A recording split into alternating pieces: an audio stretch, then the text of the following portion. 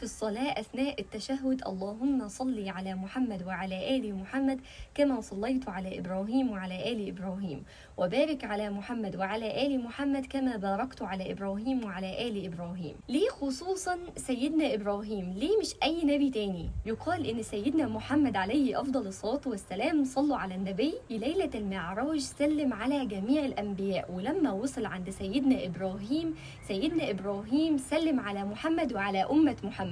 علشان كده إكراما للنبي صلى الله عليه وسلم أمرنا إن إحنا نصلي على سيدنا إبراهيم في الصلاة بتاعتنا. ويقال إن سيدنا إبراهيم عليه السلام دعا ربنا سبحانه وتعالى لما خلص بناء البيت، قال: اللهم من حج هذا البيت فهبه مني السلام. قول الله سبحانه وتعالى على لسان سيدنا إبراهيم في سورة الشعراء: واجعل لي لسان صدق.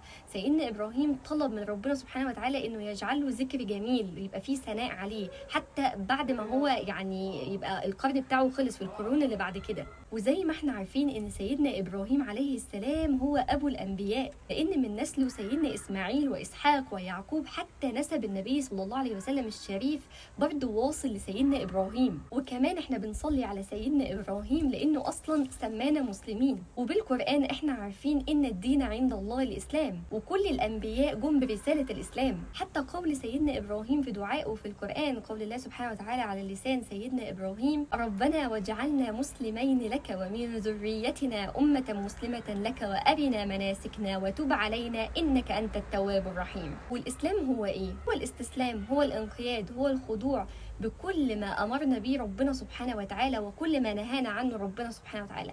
اللي ربنا أمرنا به بنعمله أو بننقاد ليه وبنخضع ليه وبنستسلم ليه، واللي ربنا نهانا عنه بنبعد عنه برضه في استسلام وفي خضوع وفي انقياد لربنا سبحانه وتعالى. كل الشرائع السماوية بتؤمن بسيدنا إبراهيم ولكن بينسبوه ليهم. عرفنا ده من القرآن الكريم، قول الله سبحانه وتعالى: وما كان إبراهيم يهوديا ولا نصرانيا ولكن كان حنيفا مسلما وما كان من المشركين. وبس كده، أتمنى أن كنتوا تكونوا استفدتوا من الفيديو ده. سبحانك اللهم وبحمدك، أشهد أن لا إله إلا أنت، أستغفرك وأتوب إليك.